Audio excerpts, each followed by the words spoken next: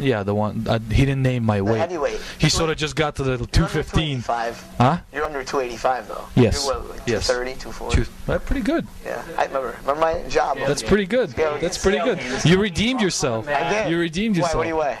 230. You don't win. Oh. Well, teddy bear. You don't win a teddy bear, yeah. So yeah.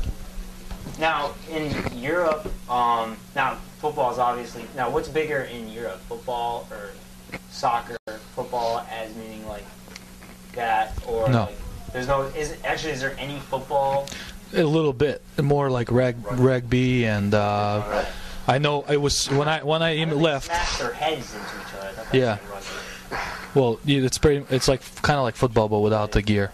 Right.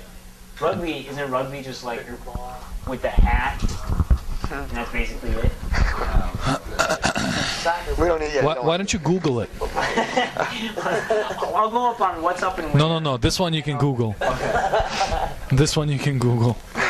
So yeah, soccer is the biggest. It's pretty much the biggest everywhere except in this country. Right. And hockey's in the winter. So you got winter hockey and then summer soccer, football. You don't dirt bike in the winter, do you? Actually, there was an indoor place in Windsor, but their roof collapsed. Really? Oh, because that's all the snow. Probably, yeah, it probably helped. Yeah. So right now it's pretty much, I'm a little out of shape. Right. What? How much did you say, scale guy? 230. 230. Yeah, so I'm a little out of shape, but it's okay. Have you ever been to what's the place? They have an actual track. Southwick? Yeah, Southwick. Do you go there a lot? Yeah. I've raced there. Oh, you do race? So you actually race? I have, yeah. Right off of that. No, in Southwick. Southwick. It's behind the school. Is it? There's like the school, and then behind there's a motocross track, 338. Went there a long time ago. Yep. So. And we're back at Crepes Tea House. Big Talk with Little Joe. Again, I'm Joe Jordan. And still here, thank God, is Alan, Roman, and Dan. And we're going to have a special guest. What's his name? AJ. AJ actually can do something pretty interesting that I think the town of West Springfield should watch on the Blue Channel. AJ? He's actually a phenomenal dancer, too. So what we're going to do is we're going to have some dancing, and then we're going to have the guy who sleeps and fails classes to play a little guitar. All right. Now, actually, you're a good dancer, right? You're a phenomenal dancer? Yes. Now, what do you do for dancing? Well, I do, too, but I don't do it well, AJ. I mean, what's your thing? Robot. You're a good robot? Okay. We're going to have Dan, Sleepless in Seattle over here, play some. Let's see what I can do for robotic. All right. You know what would be really good is like a dance-off between you and him. I think that would be like... We could do a dance-off. I think that'd be like amazing. I actually could do a robot, a stick. Yeah? Roman! Can you dance? Around my legs, dude. You got some robot for that? Down low, down low, down low, down low. Down low, down low, down low, down low. Black am not who I want to be. I probably will not ever be. I took a trip down to California. Down low, down low, down low, down low. Down low, down low, down low, down low. I drove my car on 214. I drove it right on down the street. I had not had any sleep, so I ate a couple meds to stay awake. Was that pretty good?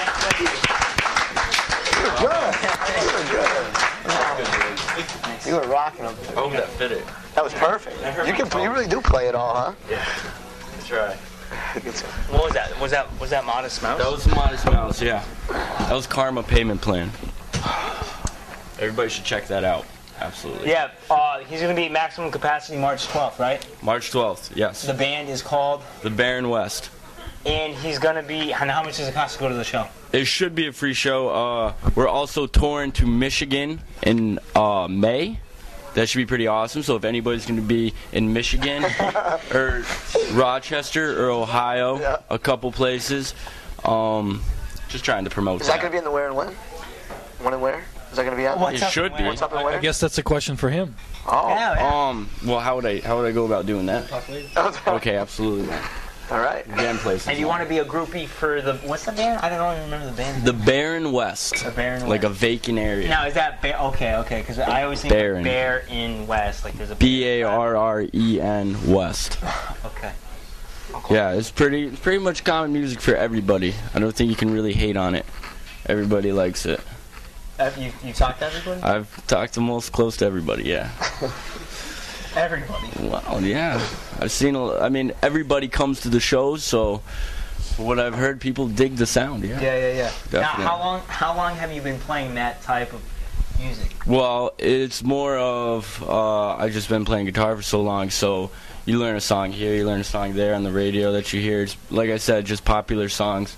And, I mean, we have a list of probably like over 80 songs that we all just know, so you play a set, like an hour set, you throw out like 15 songs, so it's a pretty wide choice of songs you get to pick from that we all know. Yeah.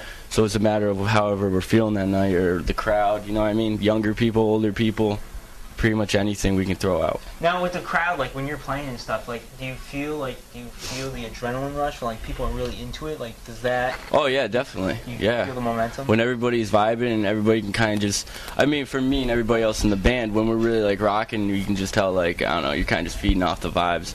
Everybody's right in cue and it's sounding good. Yeah. Yeah.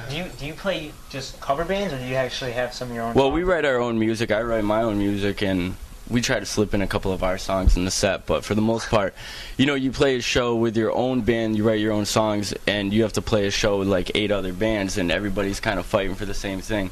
You play in a cover band, and you can kind of just, you're the only band booked for the night, and you get paid, and you just sit at a bar and play, and people want to hear it. And it's almost, in an aspect, easier to make money that way. Right. Going around playing songs that people already know than rather play, even if it's a good song, but people don't know it, you know, because it's your song, and it's harder to get, you know what I mean, noticed like that. Yeah. Actually, this is a perfect example, because now, with the education and like the artists, like obviously you were sleeping while he was teaching in summer school and stuff like that. Yeah. So did you think there's a lack of arts in the school? It was really strict. Well, I think there's always been a battle with that between artists and school. Right. I think they just tend to go their different ways. Right. Now, how do you think how big is your arts program I got in my West own. Springfield? Yeah, he's. It's pretty big, you know. But I think he's in the different, you know, he might not get his niche in like music class. For instance, he might get a little bit there, but he's I like not music class, yeah. Right, you liked it, you enjoyed it a little bit, but he's not going to have music class for 7 periods a day. Right. You know what I mean? So, you know, to motivate, you know, somebody like yourself might be a little different than someone else. You go to, there's art schools, there's specifics, but yeah, so. Do you think like public education stuff is becoming a little more rigid? Like they're being more, I would say, business oriented. Well, yeah, I think this country it like kind of has to go in that direction because we haven't, and these other countries have, and they're kind of, you know, showing more progress than us. So they've developed a lot of new, you know, guidelines in the curriculum and the MCAS and all the testing and the race to the top. And there's a lot of stuff going on that's trying to, you know, really push that product, which might not encompass all of the things like the arts and whatnot. Roman, how is it in Europe? Like, is it really strict with business? Is there a lot more art? Is it artsy there? Because there is that like stereotype of like, I've been to like Europe and stuff like that, and there's a lot of art. There's a lot of like, you know, different, an eclectic mix of stuff.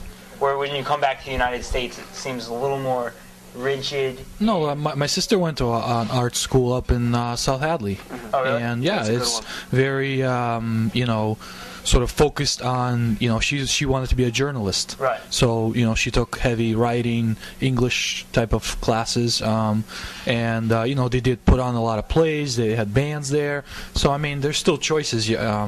I think public school, you have to have that generic line. You have to please a little bit for everybody. Right. You know, because, yeah, there are going to be the artist guys, and then there's going to be the business guys, and we all have to kind of share the load, you know. How did school differ? Now, did you go to any Did you go do total high school in the United States? I finished it here. You finished it here. Yeah, I started it in Ukraine. So how did it differ from, you know, Europe to the United States in like the education system?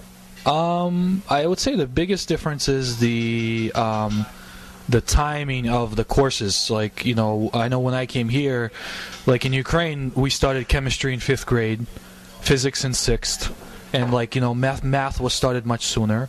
So whereas here, I went through whole high school, never took physics because it wasn't required. Yeah. So it's that choice. It's like, you know, you give me a choice of what I want to take. Obviously, if I'm a little lazy, I'm going to take what's easier. I mean, it's only natural.